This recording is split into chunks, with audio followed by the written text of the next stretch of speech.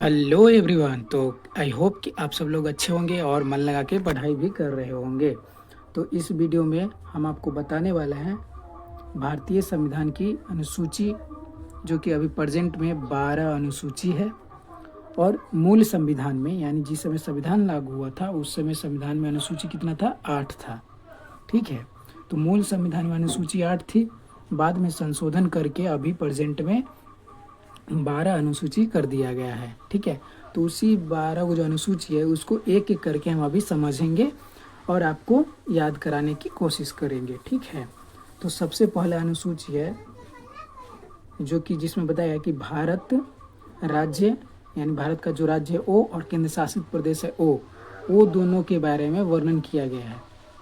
दूसरा में है वेतन और भत्ता अधिकारी और नेताओं का, यानी अधिकारी और नेताओं का वेतन और भत्ता। ठीक है, तीसरा अनुसूची में है शपथ, इन अधिकारी और नेताओं का शपथ।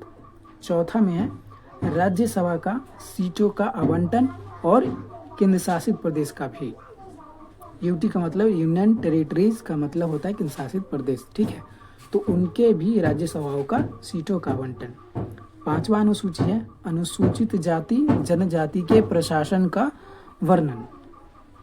ठीक है, छठा है जनजाति प्रशासन का वर्णन।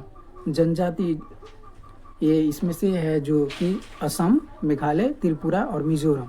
इस राज्य में जो भी अनुसूचित नहीं बल्कि जनजाति, अनुसूचित जनजाति। ठीक है, 6 में है अनुसूचित जनजाति, उनके प्रशासन का वर्णन है। ठीक है, लेकिन 5 में क्या है? 5 में है अनुसूचित जाति के प्रशासन का वर्णन, लेकिन 6 में है अनुसूचित जनजाति के प्रशासन का वर्णन। इसमें से 4 स्टेट आते हैं जैसे कि असम, मेघालय, त्रिपुरा और मिजोरम। ठीक है, इसे याद रखने के ATMM याद रखेगा, असम, त्रिपुरा, मिजोरम और मेघालय। ठीक है, 7वां है केंद्र और राज्य शक्ति का बंटवारा। ठीक है, इसमें संघ सूची, राज्य सूची, समवर्ती सूची। ठीक है, इसमें सारा का सारा सूची दिए रखा है। ठीक है, तो इसमें सबसे इम्पोर्टेंट हो जाता है सूचियों को याद रखना।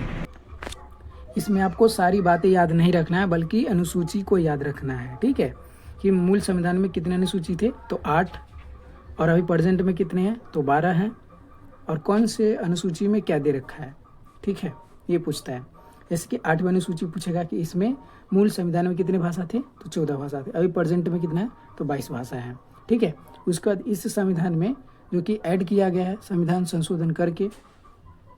ठीक है, हमने पहले भी बताया कि संविधान संशोधन किया गया है तभी हुआ है 12 गो, न तो मूल संविधान में 8वां अनुसूची था। ठीक है, तो इसमें से है कि भाषा को, जो कि 8वीं अनुसूची में है भाषा, जिसमें से वर्तमान में है अभी 22 भाषा।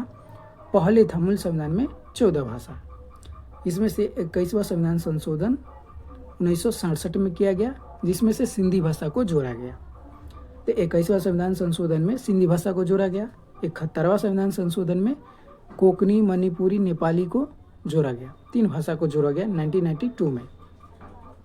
उसके बाद है 92वां संविधान संशोधन 2003। इसमें बोडो, डोंगरी, मैथिली, संथाली भाषा को ऐड किया गया, जोड़ा गया।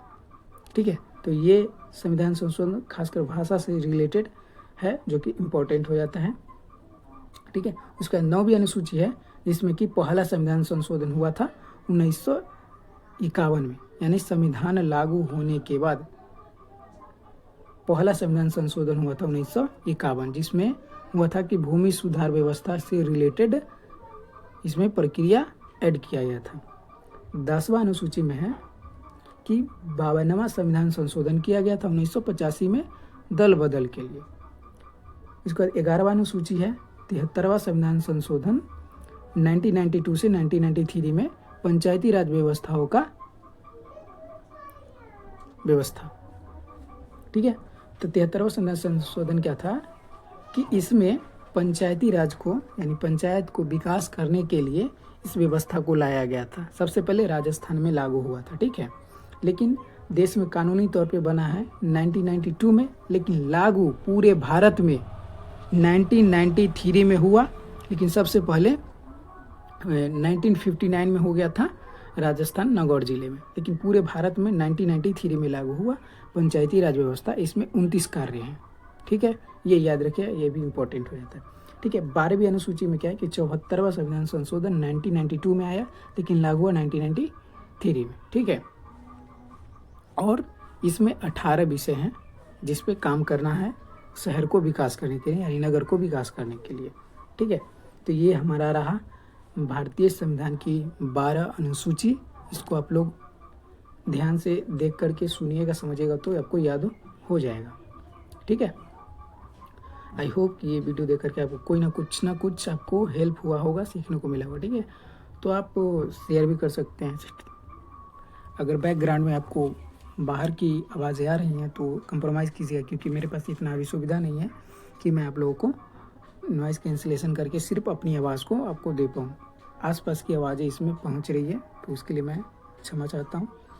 मैंने अपनी तरफ से कोशिश किया है कि आवाज़ ना जाए, फिर भी आपको जैसे भी हो करके कि मैं आपको मदद करूंगा। आप लोग इस चैनल को सपोर्ट कीजिए, ठीक है।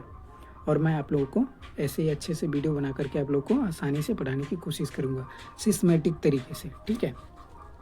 और मैं एक बात बताना चाहता हूँ कि आप इसको सिर्फ देखने के बाद वीडियो छोड़ मत दीजिएगा। देखने के बाद ना क्या कीजिए कि जैसे मैं आपको लिख रखा हूँ मैं, वैसे ही आपको भी एक नोटबुक में लिखना है अच्छे से, ठीक है। 12 के 12 अनुसूची जितने भी मैंने जैसे जैसे बता रखा वो पूरा का पूरा आप लोग अच्छे से नोटबुक में लिख लीजिएगा और पढ़िएगा, ध्यान दे करके पढ़िएगा, कंसंट्रेट होकर पढ़िएगा तो आपको समझ में आ जाएगा। रटने की कोई ज़रूरत नहीं है, बहुत आसान होती है। शुरुआती में थोड़ा टफ लगेगा, बट धीरे धीरे आपको समझ में आएगा तो आसान हो जाएगी, आपको हमेशा के लिए याद हो जाएगा, ठीक है।